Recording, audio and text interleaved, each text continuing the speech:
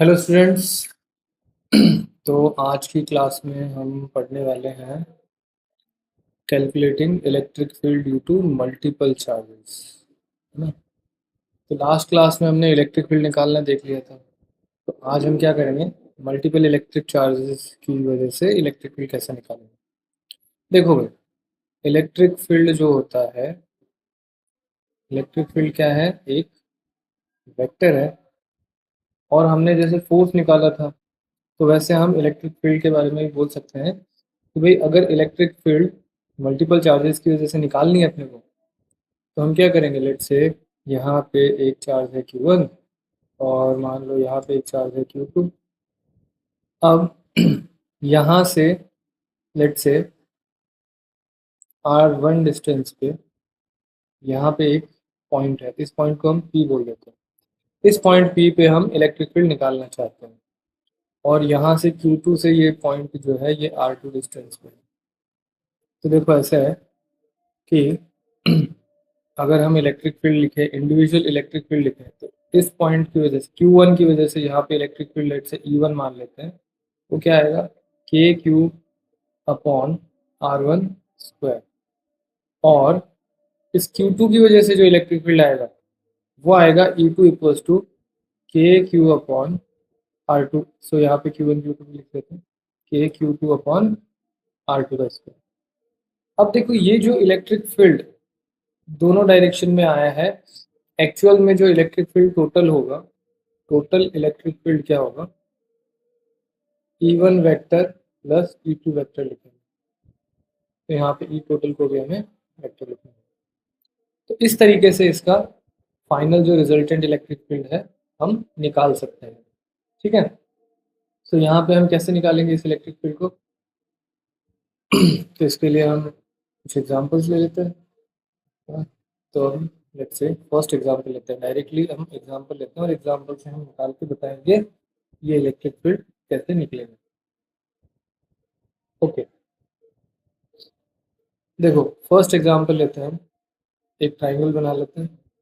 तो let's say एक triangle हम यहाँ पे इंसर्ट कर लेते हैं, एक ट्राइंगल ले लेते हैं, ये वाला एक ट्राइंगल ले लिया हमने।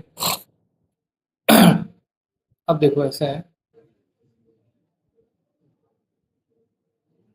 लेट्स से यहाँ पे एक चार्ज पड़ा है जिसका क्यू ले लेते हैं चार्ज। यहाँ एक चार्ज पड़ा है, इसको भी क्यू ले लेते हैं। अब इक्विलेटरल ट्राइंगल है, तो सारे साइड्स को हम ए ले लेते हैं, ए ए और ए। ठीक है।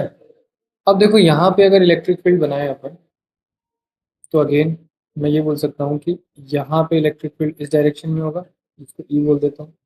और इधर से जो इलेक्ट्रिक फील्ड होगा इसको भी मैं ई बोल सकता हूँ, क्योंकि दोनों इलेक्ट्रिक फील्ड का मैग्नीट्यूड तो सेम ही है। और ये वाला जो एंगल है, देखो ये वाला एंगल जो कितना है, ये 60 डिग्री है।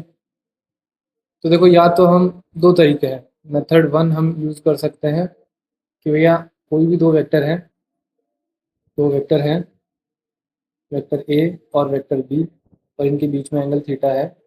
तो जो रिजल्टेंट वेक्टर होता है इनका, उसको मैं लिख सकता हूँ A square plus B square plus two A B cos theta, ऐसे लिख सकते हैं। तो यहाँ पे अगर मुझे रिजल्टेंट इलेक्ट्रिक फील्ड चाहिए, ई आर बोल देता हूँ, इससे हम मैग्नीट्यूड निकाल सकते हैं इजीली। तो मैं लिखूंगा E square plus E square plus to E square, और कॉस यहाँ पे क्या हो जाएगा, 60 डिग्री हो जाएगा। ये कितना हो गया, √3 ई हो गया ये रिजल्टेंट इलेक्ट्रिक फील्ड।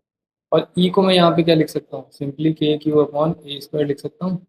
तो ये ई रिजल्टेंट जो है सिंपली मेरे पास हो जाएगा 3√3 के क्यू अपॉन ए स्क्वायर। इसके लिए हमें ये फॉर्मूला जो है ये पता होना चाहिए। ओके, मान लो आपको ये फॉर्मूला पता नहीं, तो इसके लिए भी दूसरा मेथड हम यूज़ कर सकते हैं। अब इस मेथड में थोड़ी सी हमें कैलकुलेशन करनी पड़ेगी। ठीक है, तो फिर से हम एक ट्राइंगल इंसर्ट कर लेते हैं यहाँ पे, ट्राइंगल को थोड़ा सा रख लेते हैं। यहाँ पे देखो हम क्या कर सकते हैं, इलेक्ट्रिक फील्ड देखो इस डायरेक्शन में इलेक्ट्रिक फील्ड होगी ऐसे, ई और इस डायरेक्शन में इलेक्ट्रिक फील्ड हो गया ऐसे E। अब देखो हम ले लेते हैं दो एक्स और वाई एक्सिस बना लेते हैं। तो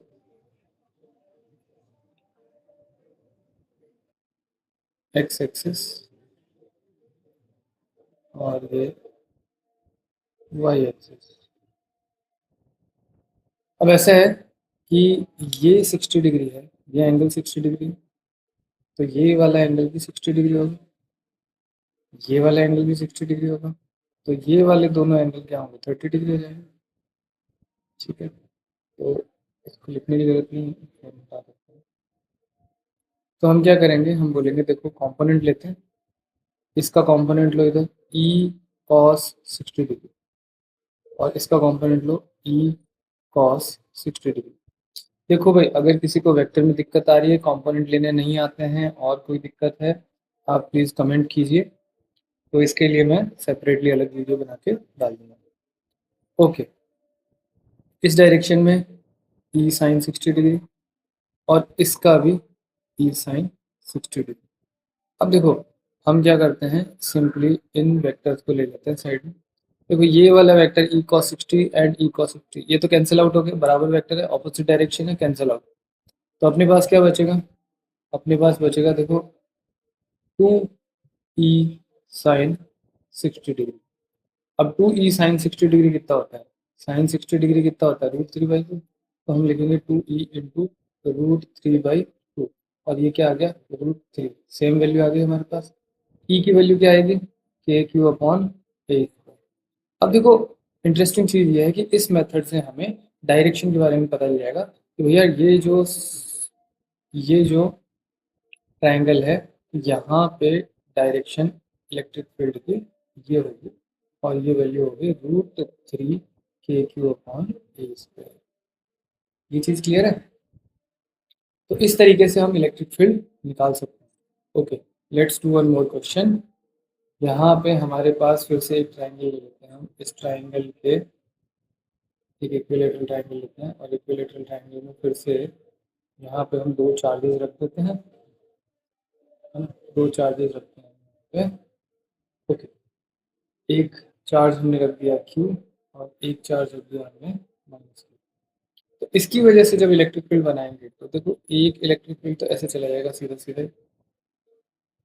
इसको थोड़ा स्ट्रेट बना लेते हैं, ये सीधा सीधा एक इलेक्ट्रिक फील्ड तो ऐसे गया और दूसरा वाला इलेक्ट्रिक फील्ड जो है वो ऐसा है।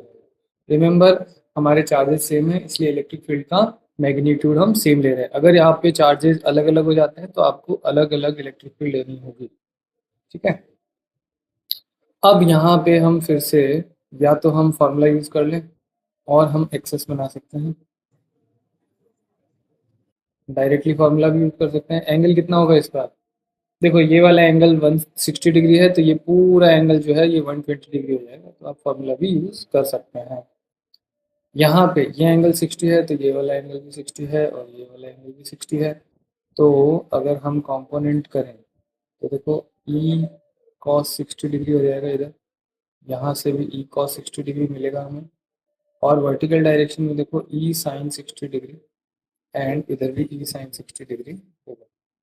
तो इस बार ई साइन 60 डिग्री जो है हमारा वो कैंसिल आउट हो जाएगा। ये जो ई साइन 60 डिग्री है और ये ई साइन 60 डिग्री है, ये तो कैंसिल आउट हो गया। तो हमारे पास क्या बचा भाई, इस डायरेक्शन में 2e cos 60 डिग्री रिजल्टेंट आ गया। तो E R equal to 2e cos 60 कितना होता है 1/2, this will become E equal to मैं क्या लिख सकता हूँ क्योंकि अपॉन ई स्क्वायर है ई। तो इस बार मेरे पास हॉरिजॉन्टल डायरेक्शन में सिंपली इलेक्ट्रिक फील्ड की वैल्यू आ गई। तो इस तरीके से हम जो है मल्टीपल चार्जेस की वजह से इलेक्ट्रिक फील्ड निकाल सकते हैं। तो फ्रेंड्स इस लेक्चर में हम इतना ही करेंगे और नेक्स्ट लेक्चर में हम जो है वो इलेक्ट्रिक फील्ड लाइंस, जो नेक्स्ट लेक्चर होगा, नेक्स्ट लेक्चर में हम इलेक्ट्रिक फील्ड लाइंस करेंगे। तो हम इलेक्ट्रिक फील्ड लाइंस कैसे ड्रॉ कर सकते हैं, इलेक्ट्रिक फील्ड लाइंस का क्या मतलब होता है, इन सारी चीज़ों के बारे में पढ़ेंगे। Okay, in the mean time आप इसमें क्या कीजिए कि बुक के जो क्वेश्चंस हैं या और कोई क्वेश्चंस हैं आप साथ में करते रहिए। अगर किसी भी क्वेश्चंस में डाउट आते हैं तो वो क्वेश्चंस आप कमेंट में लिख के भेज सकते हैं।